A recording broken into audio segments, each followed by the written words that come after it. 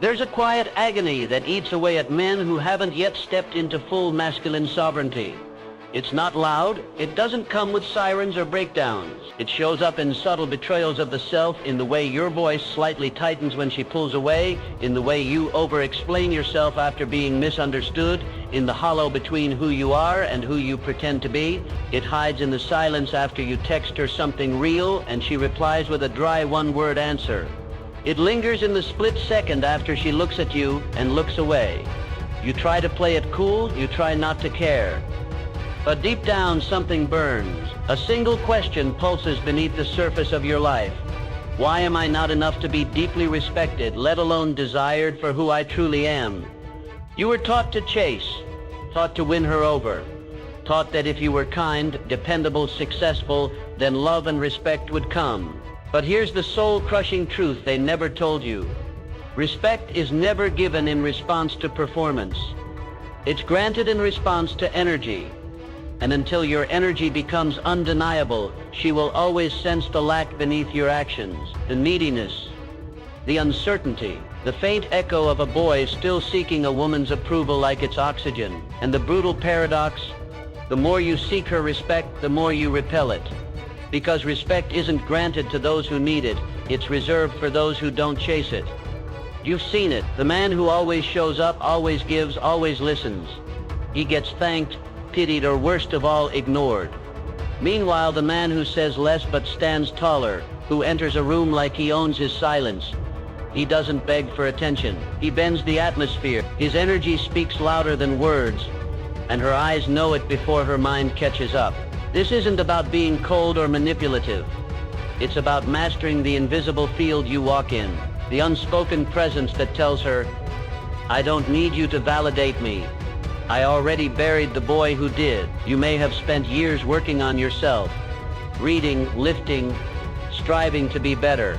But presence, true, grounded masculine presence, is not built by effort alone. It's built by the quiet violence of self-conquest. It's forged when you choose stillness over reaction, when you walk away from disrespect instead of trying to explain your worth, when you command your time like a king, not because you're playing games, but because your life is the game. And most men, they never cross that threshold. They get stuck in the in-between, between craving her attention and fearing they'll lose her if they act like they don't care. That's where you lose your soul. That's where respect dies. There is no admiration without boundaries, no desire without distance, no devotion without depth. And here's what nobody tells you. She wants to respect you. Women desire a man they can trust to lead emotionally, energetically, and spiritually. But they can only do that when they feel your center is stronger than their chaos. If you flinch when she tests you, if you collapse under her storms, if you drown in your own doubt, she may love you, but she will never trust you. And without trust, there is no respect.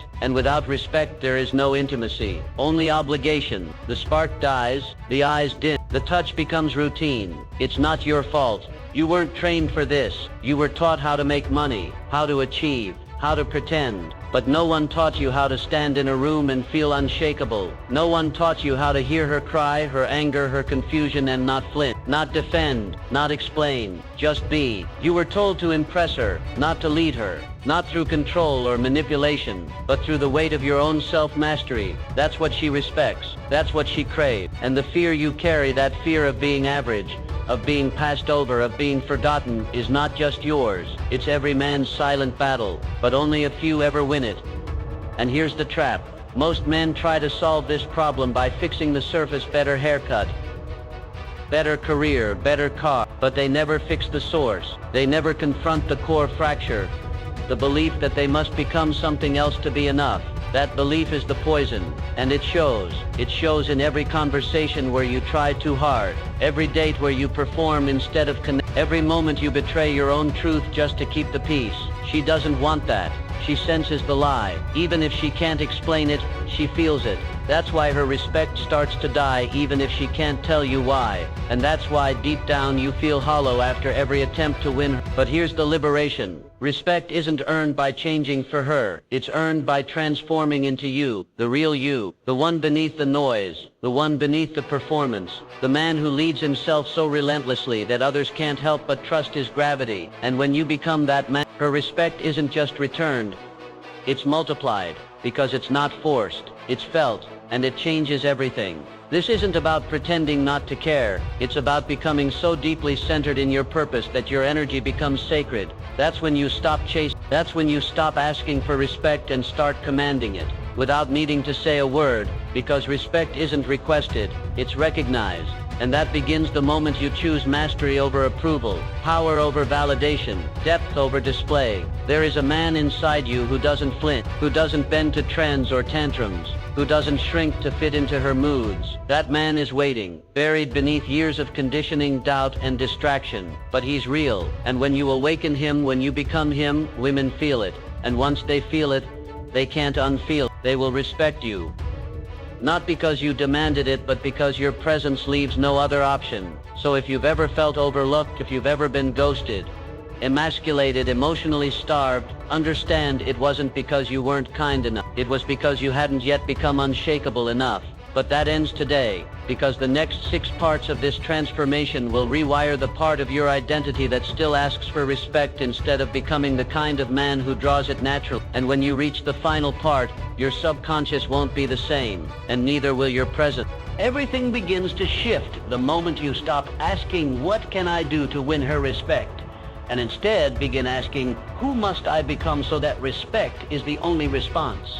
That subtle turn, barely a whisper on the outside, marks the inner death of the boy and the emergence of the man. Most men never cross this line. They keep chasing women's attention, approval, applause, while secretly rotting inside from the shame of their own neediness. But the man who crosses it, he stops orbiting around her. He begins orbiting around order, around mission, around himself. Look at Booker T. Washington, born into slavery, raised in total deprivation. He didn't shout for validation. He built a life that couldn't be ignored. He educated himself in secret, worked in coal mines, and rose through nothing but discipline and unshakable focus to become a national leader. Women respected him.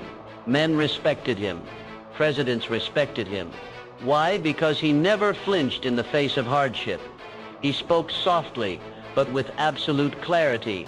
No need for bravado. His calm was a weapon. His restraint a kind of thunder that shook louder than noise. That's the shift. When you no longer seek to be chosen, you begin choosing yourself.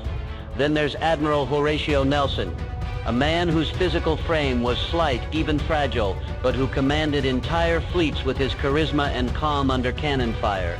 He lost an eye, lost an arm, and yet never lost composure. When bullets flew, he didn't shout. He stood still, cool, certain. Women admired him, not because he begged for devotion, but because he led without asking. His presence on deck stabilized every man below him. That is real masculine weight, a force of will that silences doubt in others because you have already silenced it within yourself. Now take John D. Rockefeller, a titan of industry, who never raised his voice, never needed flash or noise. While competitors flailed in chaos, he moved like a ghost through economic storms. His discipline bordered on sacred. He wrote every expense in a little notebook, never drank, never showed off, but built the most powerful oil empire in human history. He didn't impress women with grand gestures or gold-plated vanity. He impressed everyone with stillness, foresight, and unshakable standards. That's what masculine energy is. Not just physical dominance, energetic sovereignty. So here's the reframe you must imprint deep into your bones. Stop trying to impress her. Start learning how to impress yourself. Because if your word means nothing to you, your presence will mean nothing to her. When a woman looks at you, she's not asking, is he nice? Is he successful? She's asking, does he move from principle or is he ruled by emotion? If she senses that you are swayed by her moods, confused by her signals, desperate for her validation, her trust dissolves. Respect dies not from conflict, but from inconsistency. She does not need you to be perfect. She needs you to be centered. Every woman, whether she admits it or not, is searching for a man whose gravity she can trust. Not control, not predict, but trust. And that trust is born when she realizes this man will not abandon his code, not even for her. Think about that. When she sees that your life is governed by a force stronger than her beauty, her opinion, her presence, that's when real respect begins. Not because you demanded it, because you became the kind of man who doesn't need to. Let's burn the script you were given. The one that says make her laugh, be sensitive. Don't be intimidating. Nonsense. A man doesn't earn respect by softening himself into someone safe. He earns it by sharpening himself into someone real. And reality is what women crave, even when they resist it. She may not always like your clarity, but she will respect it. She may not always agree with your boundaries, but she will test them endlessly until she knows they're real. The shift happens the moment you stop bending, the moment your spine becomes non-negotiable. And don't confuse this with coldness. Don't confuse stillness with detachment. The men I named, Booker, Nelson, Rockefeller, they were not distant, they were devoted, but they were devoted to something before they were devoted to anyone else. Purpose, discipline, legacy. That's the masculine order. Women want to join that, not lead it. When your mission becomes so clear that it cannot be negotiated, she will either rise to walk beside you or fall away, and both outcomes are victories. So I'll say it plainly, respect is not requested, it is recognized, and it is recognized only in men who carry weight, not physical weight, but energetic mass, internal law, refusal to chase what you can attract. That's when you move differently, speak less, radiate more, and suddenly the entire game changes. You no longer walk into rooms wondering who likes you. You walk in knowing you are aligned, and that quiet knowing, it is louder than any voice in the room. From this point on, let this truth govern your transformation. When you stop asking for respect and start becoming the man who embodies it, you will never have to beg for it again. Every man wants to be respected, but only a rare few are willing to endure the mental crucifixion it takes to become respectable. This part isn't glamorous, it isn't exciting. This is the inner war, the daily disciplined violence of self-conquest. And it starts with one rule: you do not negotiate with yourself. That is the foundation of masculine mental strength. Your feelings are not facts. Your impulses are not instructions. Your standards are not suggestions. The moment your inner voice becomes law, not opinion, you begin radiating the kind of energy that women feel before you say a word. Because most men are slaves to themselves. Their mood dictates their motion. Their hunger dictates their schedule. Their fear dictates their silence. Not you. Not anymore. Think of John D. Rockefeller again. While others panicked, shouted, chased profits like wild dogs, he rode in silence. He walked the same path every day, ate the same meals. He did not feed on chaos. He thrived in order. While others fought for attention, he documented every penny. He saw 50 years down the road, while others only saw next week. And that level of foresight, it comes from mental training, detachment from emotional tides. You must build the mind that watches rather than reacts. And that takes work. Every single day, you train your thoughts to serve you, not betray you. Start here. Every morning you must anchor yourself before the world pulls you out of position. No phone, no scrolling. Sit, breathe, speak your law into the silence. I do not move for comfort. I move for command. You will be tempted to break this. You will want to skip, to explain, to justify. Don't. Every time you override that urge, you deepen the groove in your brain that says, I am a man of standard. That's how Rockefeller moved. Quiet power, habitual rigor, no noise, just results. Women don't feel respect for the man who trains once a month. They respect the man whose life is the training. Now consider Admiral Nelson. Every day at sea brought 1,000 decisions, threats, tempests, but he was always composed. Why? Because composure wasn't his reaction, it was his training. When the gunfire started, he didn't shout orders in fear. He gave them calmly, with precision, because his mind was prepared. You can't prepare under pressure. You prepare before the pressure arrives. That's the difference between a man who responds and a man who breaks. So train every day like a storm is coming, because it is. And when she sees you calm in conflict, grounded in chaos, her respect won't be optional, it'll be instinct. You want a woman to trust you emotionally? Prove that you can hold yourself emotionally. When anxiety creeps in, do you sit with it? Breathe through it, stand tall despite it, or do you spill it onto her and call it communication? Women don't want to be your therapist. They want to be led by your poise, and poise is the result of practiced thought. You must rehearse sovereignty daily. You must speak truth into your own fear. You must look in the mirror, not to admire yourself, but to challenge yourself. Booker T. Washington used mental training in silence. When others fought externally, he refined internally. He didn't argue with critics, he outbuilt them. His speeches were calm not because he lacked emotion, but because he had disciplined it. If he had reacted to every insult, he would have never built Tuskegee. And that's your model. Do not react to everything. Do not explain yourself at every turn. Your energy becomes sacred when you stop scattering it. That's when her voice shifts, her posture softens, because she's standing in the presence of a man who cannot be shaken by moods. Here is the unsexy truth. 90% of your power will come from what you do when no one is watching. When you say, "I'll wake up at 6 and actually do it." When you say, "No more porn," and mean it. When you say, "I will not chase validation today," and live that truth when it burns. This isn't about pretending, it's about programming. And that programming is repetition. Your thoughts must be filtered. Your attention must be guarded. Your time must be honored. Not sometimes, always. Why? Because masculine energy is trust energy. And if you can't trust yourself, no woman ever will.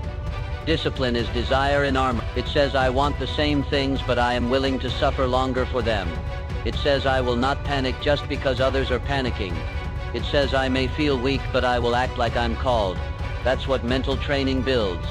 And that is what she sensed. You cannot fake the look in your eye that comes from 1,000 private battles won.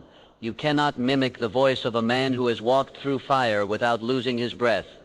You don't need confidence. You need conviction. Confidence is a mood. Conviction is a must. Train your mind like it's sacred, because it is. And every rep of discipline adds weight to your presence. You want to master women, master yourself so fully that the world stops moving when you enter. That's not ego, that's earned aura. And it only comes through pain, repetition, and refusal to break the code, even when no one would notice if you did. From now on, your thoughts must serve your mission. Your routines must guard your energy. Your emotions must answer to your principles. That's how respect is forged, not in the spotlight, but in silence, when no one's watching and you rise anyway. Most men believe emotions are meant to be expressed. The wise man knows emotions are meant to be understood, then ruled. Emotional mastery is not about suppression. It's about integration. It's about feeling the entire wave of chaos inside you and choosing stillness anyway. This is where most men lose the respect of the woman they love.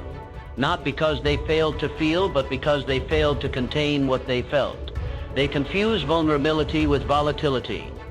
They mistake dumping for depth, and slowly, moment by moment, their image of strength corrodes in her mind, not from what they say, but from the energy behind their words. Here's what you must understand. Women don't stop respecting you because you feel, they stop respecting you because you fold. They stop when they see that your emotions control you more than your principles do. Respect dies the moment she realizes, "I have more emotional strength than he does." And that moment usually isn't dramatic. It's subtle. It's the sigh you let out when plans change. It's the overreaction when something goes wrong. It's the energy of complaint, of blame, of seeking sympathy instead of holding frame. You may think she doesn't notice, but she does. It's not the words that lose her. It's the leakage of your core. Look again at Booker T. Washington. This was a man who was insulted, attacked, misquoted, denied entry to his own speaking venues. And how did he respond? Not with public outcry, not with emotional breakdowns. He answered with progress, with creation, with silent dignity, because he had already made peace with his pain. He didn't need the world to soothe him. His work was the healing. That's the emotional blueprint, not loud, not defensive, but composed, consistent, clear.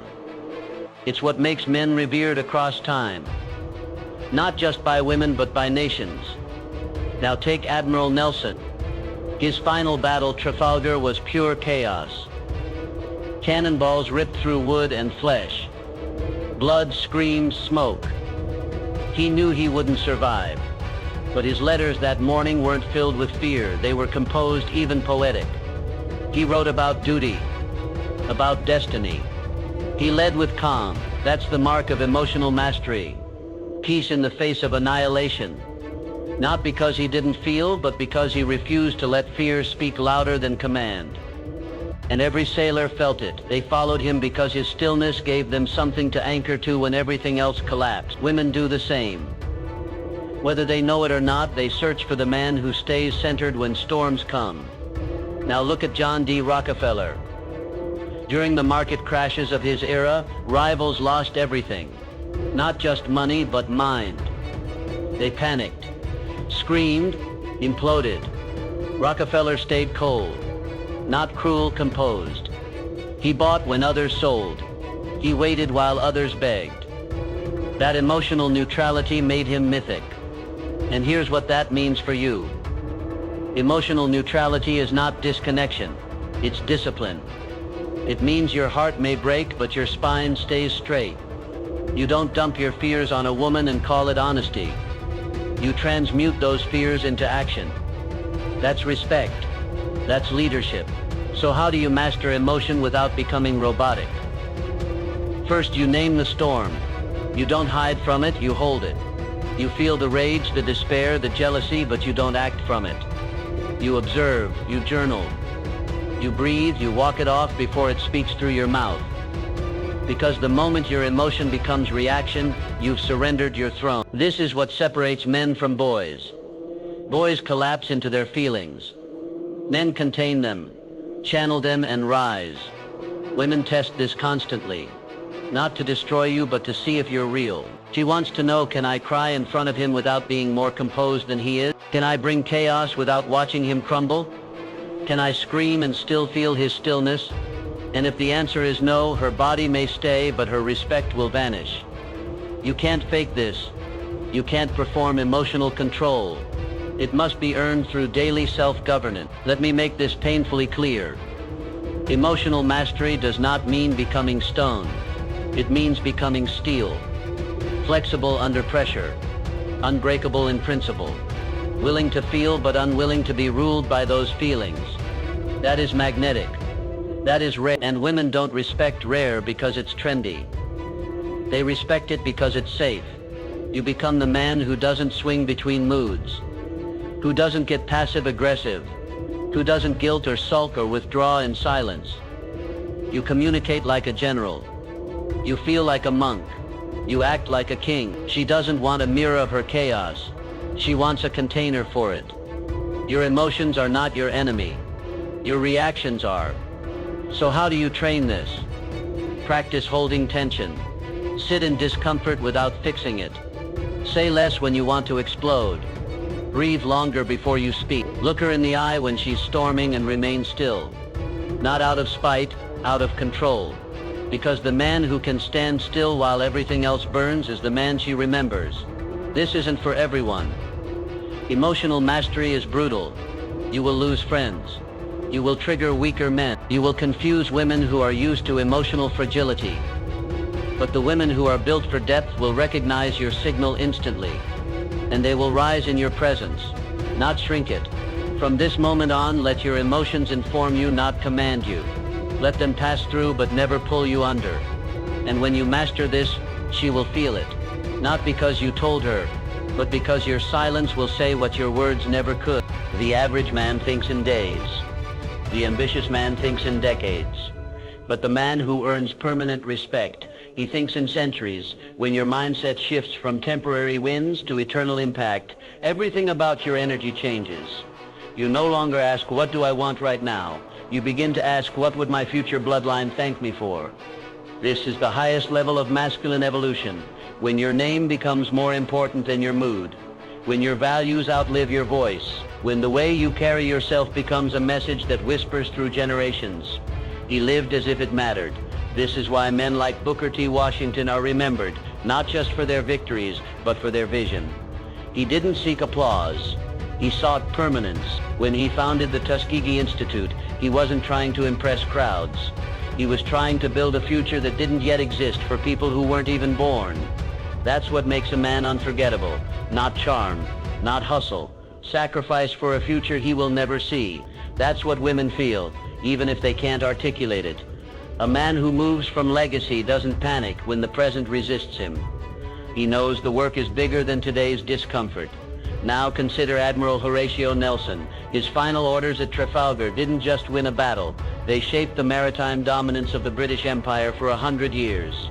He died with a bullet in his spine, but a calm on his lips, because men like him don't fear death. They fear insignificance. That's legacy. And when a woman senses that your actions are tied to a purpose larger than her emotions, larger than your ego, larger than either of you, she doesn't just respect you. She begins to revere you. Most men want to be remembered, but they build nothing worth remembering. They live for Friday nights, for cheap dopamine, for her next smile. They say, "I'm doing it for my family," while betraying themselves in private. But women see through that. You want her admiration?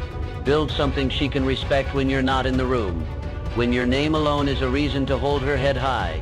John Rockefeller didn't just build wealth, he built a dynasty. He knew that fortune was not about indulgence, it was about structure. His children were raised under discipline.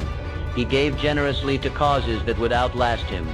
He created foundations, institutions, systems. When women interacted with him, they didn't see just a man. They saw a force of permanence. That's the energy you must cultivate. A woman will respect you in the moment, but she will devote herself to the man whose mission reshapes time. Here's what legacy thinking demands. That you live as if the world is watching, even when it isn't. That you build routines, habits, and values so strong that they pass down through blood. That your discipline becomes culture. That your integrity becomes inheritance. And if you think this is only about kids, you're not hearing me. Legacy is not just fatherhood, it's foundership. It's how your name is spoken by those who never met you. Start asking yourself, will this action echo beyond me? Will this routine build a standard that outlives my emotion? Will the woman beside me respect me more because of how I handle pressure, or just tolerate me until I collapse under it? These are legacy questions, and you must answer them every day, with how you wake up, how you carry yourself, how you honor your time. That's where legacy is born, not in headlines, but in habits. Legacy isn't built in public, it's built in private, and revealed when you're no longer alive to defend it. Be the man whose son walks taller just because of his last name. Legacy thinking humbles you. It strips away the ego that asks, do they like me today, and replaces it with the mission that says, will this matter in 100 years? Women are drawn to men who carry that vibration. It signals to them, this man will not crumble under chaos. He will not lose himself in lust. He will not forget who he is because he is already living for something eternal. Even your relationships change. You stop arguing to win. You start communicating to build. You stop flirting with women who don't align with your values, because every woman you entertain either adds to your legacy or subtracts from it. You stop wasting time on distractions, because every moment stolen from your mission is a moment stolen from the man you were born to become. And when she looks at you, truly looks, she'll feel it. The quiet weight behind your eyes, the gravity behind your stillness, the certainty behind your direction, because you are no longer living to be impressive. You are living to be imprinted. So here is your challenge. Live in such a way that your habits could raise a son without a word from you. Build in such a way that your daughter could point to your name and say, that's what a man looks like. Move in such a way that the woman beside you knows if he died today, the world would still move differently because he was here. There comes a moment when a man must bury the boy who still hopes to be chosen. That part of you, the one who waits for her to validate your worth, for life to hand you recognition, for the world to finally say, you're enough, that part has to die. Because as long as he lives, you will remain fragmented, divided, soft where you need to be sharp, loud where you should be silent, seeking when you should be leading. Women do not follow men who wait. They follow men who move regardless. You don't need more techniques. You don't need to read more books. You need to decide fully, ruthlessly, finally, that the man you are becoming is the only one who gets to live. This is not a motivational speech. This is a funeral for your hesitation, a eulogy for every soft lie you told yourself to avoid doing what was necessary. You are not here to be good. You are here to be unchangeable. She may love you, she may hate you, but she must respect you. And that respect begins the moment you draw a line in the sand and say, I never cross this, not for her, not for money, not even for peace. Do you know why Booker T. Washington is still quoted in halls of power? Because he didn't fold when the entire country called him too quiet, too passive, too polite. He knew his strategy, he knew his legacy. He didn't play the crowd, he played the century. Women respected him not because he was perfect, but because he was predictable in principle. He showed the world something few men ever do, a spine that bends to no storm. And in the end, the world bowed to him. Do you know why Horatio Nelson is carved into monuments? Because when death stared him down, he didn't blink. He didn't cry. He didn't run. He gave one final order to his men and then became immortal. That's how you live when your mission is bigger than your body. That's how you speak when your words might outlive your breath. That's how you die when your soul has already done its work. And what about John D. Rockefeller? He's not remembered because he was flashy. He's remembered because his order outlasted his lifetime. His money wasn't his legacy, his standards were. He built systems that shaped the world, and he did it without seeking applause. He knew power doesn't beg to be seen. It simply moves until the world must acknowledge it. That's your challenge now, to walk in such unwavering alignment that the world either follows or fades away. That's not cruelty, that's clarity. You don't need to yell to be heard. You don't need to chase to be wanted. You don't need to prove anything once your life becomes proof. Women feel that. They feel when a man is no longer asking to be enough. They feel when a man is no longer afraid to walk away from attention, from pleasure, from weakness, because his mission demands it. She will never respect the man who fears losing her more than he fears betraying himself. If your boundaries aren't sacred, your presence will never be. So here is the final frame. Burn the mask, drop the performance, kill the boy, and rise as the man who no longer negotiates with weakness, who no longer explains strength, who no longer doubts what he was made to be. You were not built to be digestible. You were built to be undeniable. If your silence doesn't command attention, your voice never will. If your life doesn't reflect law, your words will feel like dust. If your mission doesn't cost you anything, your presence won't mean anything. Women don't want perfection, they want conviction.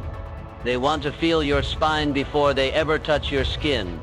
They want to know that if the entire world crumbled, you would remain unmoved. You were not made to be liked.